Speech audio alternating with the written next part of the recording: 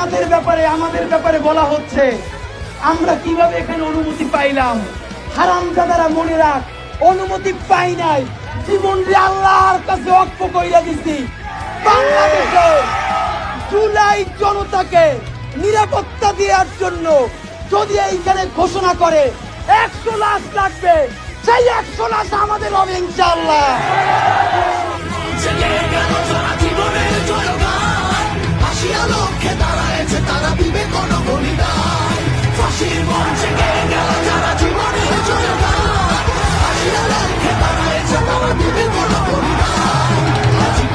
আপনার একটা কথা বলি, এত প্রস্তাব যখন পিটে নিয়ে 16 বছর রইতেন, 28 অক্টোবর 2023 পল্টনের সামনে যখন সমাবেশ হয়েছে,